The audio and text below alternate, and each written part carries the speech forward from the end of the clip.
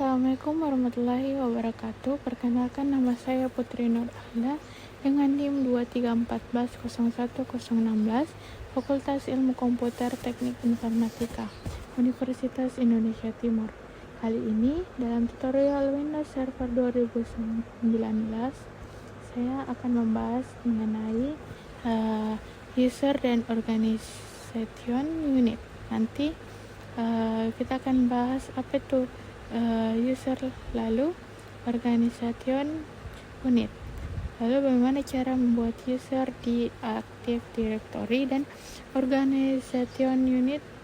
Oke, kita sudah membuat domain sukasuka.com. Domain sukasuka.com itu kita ibarat sebuah badan usaha, sebuah perusahaan yang namanya perusahaan itu punya karyawan dan punya level jabatan. Ada staff, ada manajer, ada kepala bagian, ada direksi, dan ada direktur, dan berbagai macam level jabatan. Nah, level jabatan organisasi maupun sebuah perusahaan itu kita bisa representasikan ke dalam bentuk domain dalam bentuk manajemen digital, yakni dalam bentuk domain. Di Windows Server yang kita jalankan di video sebelumnya, kita membuat sebuah domain.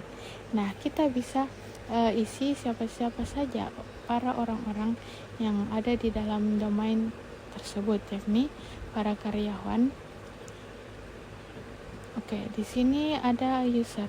Nah, ini yang bentuknya gambar orang, lalu icon yang kuning ini adalah organization unit yang gambarnya bentuk foldernya, terus ada laptop di dalamnya kalau user, pengguna karyawan, terus kalau COU atau organization unit adalah bagian-bagian yang namanya perusahaan, pasti bagian ada punya bagian, ada bagian sales contohnya, terus ada finance, ada liga. Nah, ini yang disebut dengan organization unit. Di dalamnya ada organisasi unit, ada kelompok lagi, ada kelompok user, ada kelompok komputer user, siapa saja orang-orangnya yang ada di dalam kelompok sales ini, dan komputer ini adalah perangkat-perangkat apa saja yang terhubung di bagian kelompok sales. Begitu juga finance dan legal, ada user dan ada komputernya. Aturan sistem yang paling penting karena ini merepresentasikan dari dunia nyata. Contohnya, misalnya ada seseorang karyawan di bagian sales, misalnya si Budi. Umpamanya si Budi ini hanya menempati satu bagian saja, sales. Tidak mungkin umumnya satu orang memiliki posisi lain. Di divisi yang lain si Budi ini bagian sales, tapi tidak bisa punya jabatan lain di finance maupun bagian legal. Dia hanya bisa di satu tempat saja. Nah, inilah salah satu konsep utama dari OU atau organizational unit, yakni satu orang hanya bisa menempati satu OU atau organizational unit saja. Oke, langsung praktek. Kita buka VirtualBox biar gampang. Kita untuk networknya masuk ke bagian setting. Kita masih menggunakan seperti video sebelumnya, kita gunakan di network yang no DHCP-nya. Jadi DHCP-nya perangkat yang nanti kita akan dapatkan dari Diagno server, dari JKT server 1. Oke, kita start saja. Begitu juga yang 2019 server ini, networknya pastikan yang seperti ini. Klik ke start, juga kita tunggu sampai dua-duanya login. Kita login dulu. Oke, kita ke server domain controller untuk memanage user dan organizational unit, atau sesingkat saja OU. Kita bisa lakukan dari domain control server. Jadi server domain controller, untuk masuk ke sana kita klik tools, kemudian kita klik Active Directory, user, and computer. Oke, di sini ada sudah terbuka aktif dari user and komputer. Di sini kita lihat di sebelah kiri ada sukasuka.com. Kita expand di bawahnya sini berbagai macam folder. Ada built-in, ada komputer dengan controller. Kita lihat yang built-in ini. Nah ini kalau gambar icon, kita lihat ikonnya ada 2 orang. Ini artinya grup, seperti tipenya di sini keterangannya adalah security group. Domain lokal ini di sini ada description. Kalau kita double klik, nah ini kita bisa baca di sini members office look and remote. Saya akan sarankan supaya explore di bagian sini dan baca mungkin beberapa satu persatu. Beberapa ini administrator. Contohnya kalau kita klik ini keterangan apa, description-nya, tugasnya apa saja, termasuk kayak remote desktop user. Description dianya tugasnya apa, penting atau tidak sebagai admin server. Terus harus tahu masing-masing dalam grup tugasnya apa saja. Oke, di grup bawahnya, grup yang dibuat oleh Windows Server Group bawaan, nanti kita bahas tentang grup, bahas user OU dulu. Kemudian bagian computers. Ini komputer. Nah, komputer perangkat apa saja yang sudah terhubung ke domain controller. Ini yakni JKT Server 1. Ini server sebelah ini Win 101. Ini klien pernah terhubung ke sini. Oke, kita lihat domain controller. Domain control ini JKT11. Nah, cuman kemudian ada forex dulu user. Nah, di sini usernya adalah daftar pengguna karyawan, daftar orang-orang yang terdaftar di organisasi badan usaha sukasuka.com. Ini kita lihat di sini ada grup, ada user, dari ikoniknya kelihatan. Ini grup domain admin, domain komputer. Nah, grup-grup ini ada keterangan tipenya, tipe security groupnya, description kita bisa lihat di sini tugas-tugasnya apa saja. Sehingga admin akan bahas satu persatu dan silakan mengeksplor sendiri. Sekarang bagaimana cara membuat sebuah user? Menu harus lewat menu. Ini kita tutup, bisa lewat tools, terus ada menu lagi namanya Active Directory Administrative Center. Oke, kita bisa klik di sebelah kiri suka-suka lokal, terus ada user. Nah, ini kita bisa ada di user di sini, menambahkan user, membuat grup juga bisa, cuman tidak akan lakukan lewat sini karena ini tampilan baru. Kalau tampilan kita bisa menggunakan tampilan lama, yakni tools, terus Active Directory User and Computer. Tampilannya lebih enak, tampilan lama, menggunakan tampilan lama, versi lama seperti ini tampilannya. Oke, bisa tambahkan user baru di sini. Caranya gampang.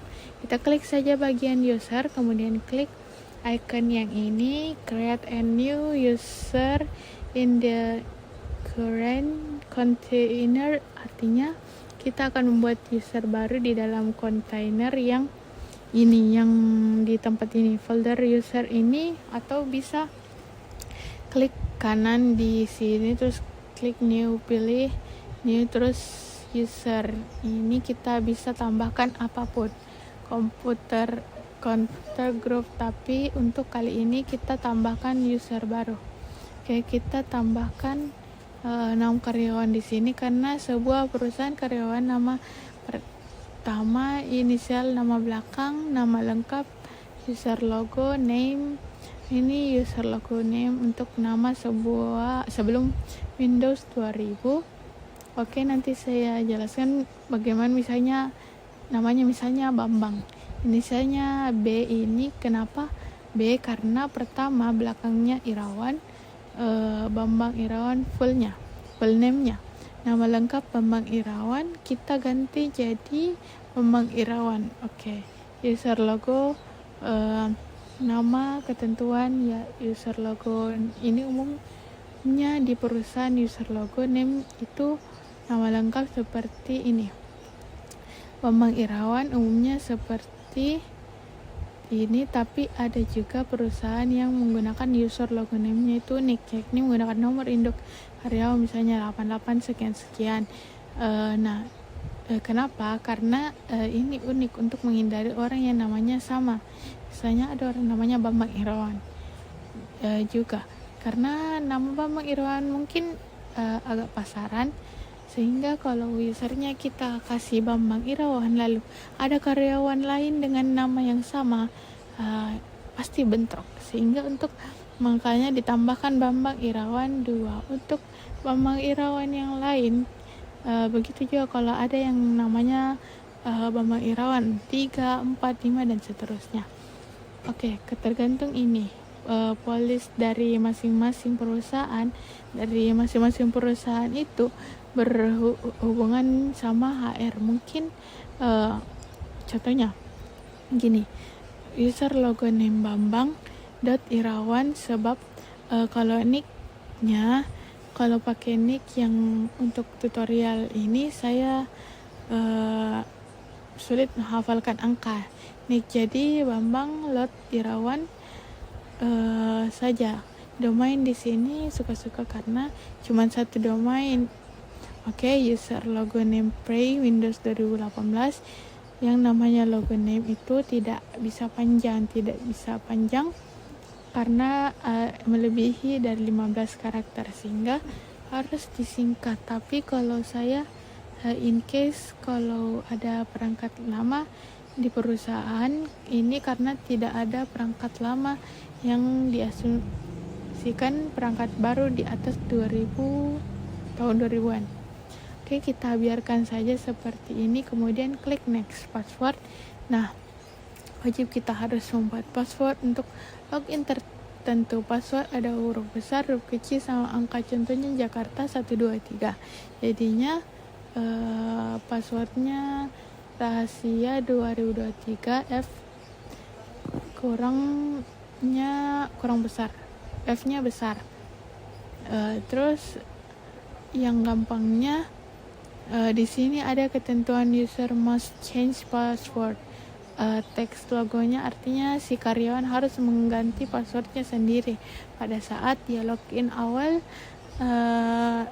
Tidak perlu, biarkan saja. Lalu kita klik password never expired, artinya password tidak pernah expire, dan ini tergantung sekali lagi bergantung kepada kebijakan IT atau IT policy di masing-masing perusahaan. Umumnya namanya perusahaan punya security policy bahwa yang namanya karyawan harus mengganti password tiap periode waktu tertentu, misalnya tiap 30 hari, tiap 60 hari, tiap 90 hari, meskipun pada dasarnya karyawan bebas mengganti password itu setiap saat untuk alasan security. Tapi untuk kebutuhan kali ini kita contreng saja bagian password berexpire, jadi passwordnya tidak akan pernah expire. Oke, nah ini condisable-nya, artinya account ini bisa kita disable. Biasanya akun disable karena karyawan sudah mengundurkan diri atau sudah tidak bekerja di perusahaan, jadi tidak dihapus, tapi disable saja. Tapi tidak akan saya lakukan.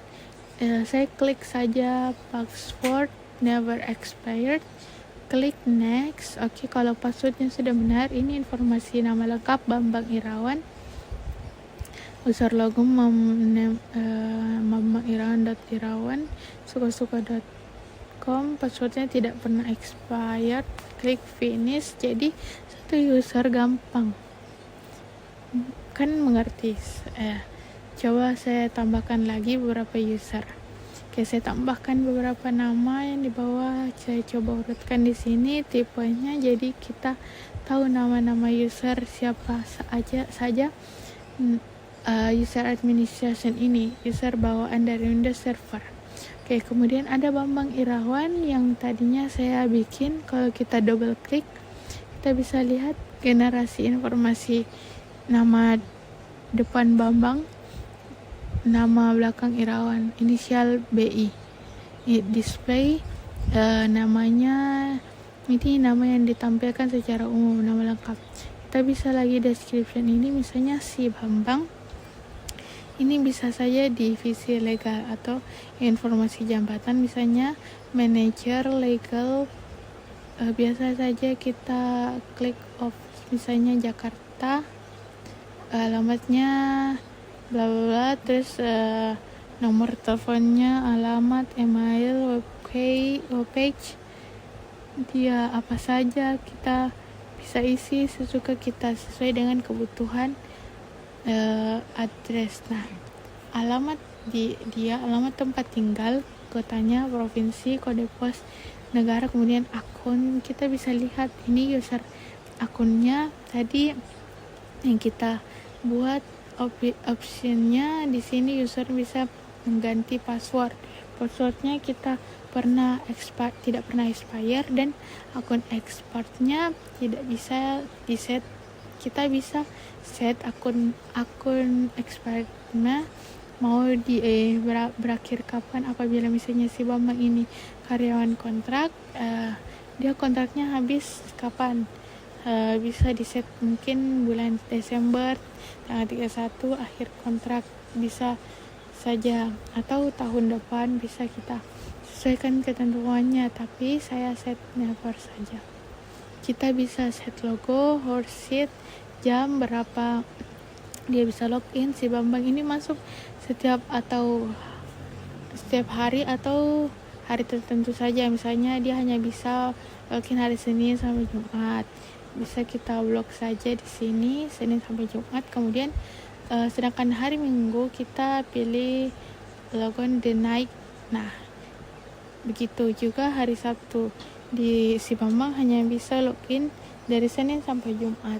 Yang warnanya biru ini login permitted, yang putih login the night. Kita bisa tentukan jamnya. Kalau dia login misalnya hanya login boleh dari jam 6 pagi sampai jam 9 malam. Ini kita putihin bagian sini logo di night-nya. Nah, ini 6 sampai jam 9 malam. Jadi 10 ke atas dia sudah tidak bisa login.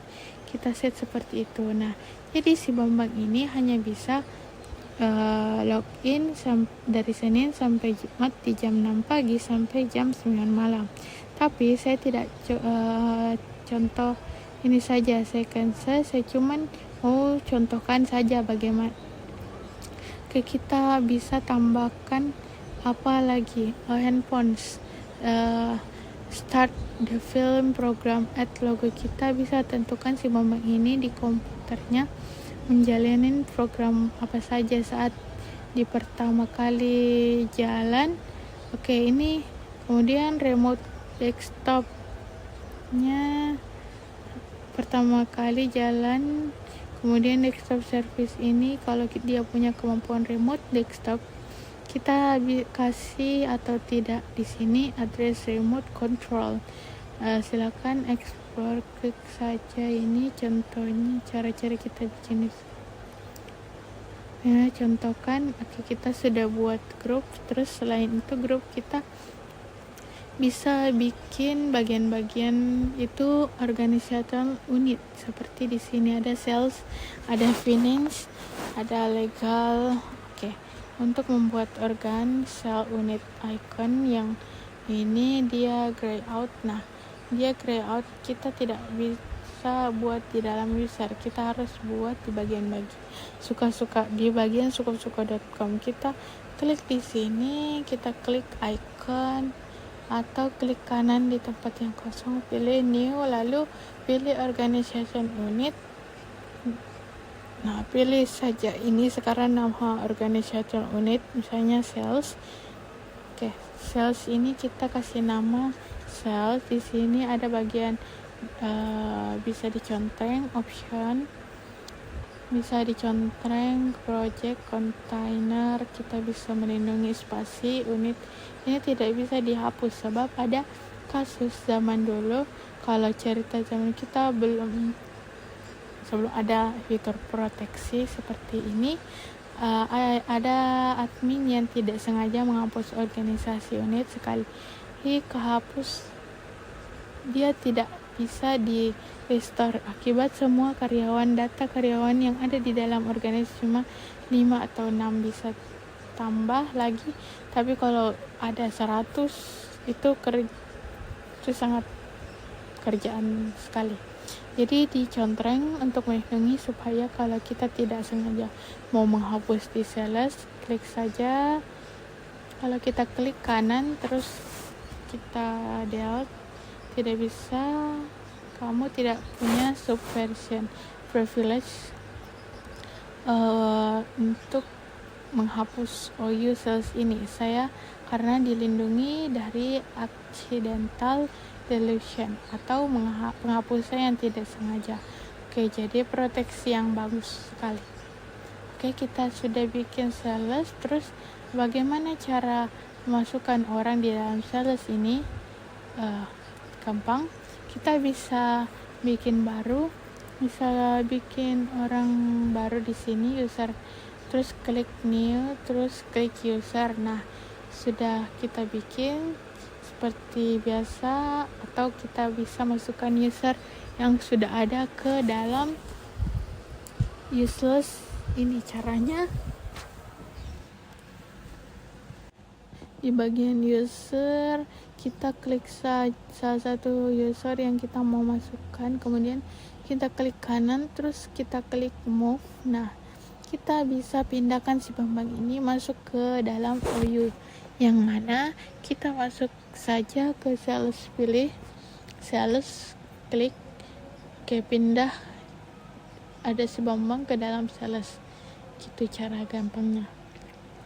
Kalau gampang, silahkan praktek terus sampai lancar. Oke, bagaimana caranya bikin OU sesuai dengan diagram? Di sini bikin OU sales, sudah bikin OU finance, kemudian OU legal. Kita bisa masukkan user juga. Satu hal yang mesti kita pahami, tujuan dari organization unit dan user ini untuk memudahkan kita dalam memanage karyawan. Dan yang namanya organisasi unit, ada yang namanya GPO dan group policy. GPO atau group adalah sebuah kebijakan yang mengatur berbagai macam kebijakan yang ada untuk masing-masing user, masing-masing OU dan masing-masing grup. Nanti kita bahas tentang grup. Jadi kita bisa mengatur grup, kita mengatur sebuah grup di sebuah file.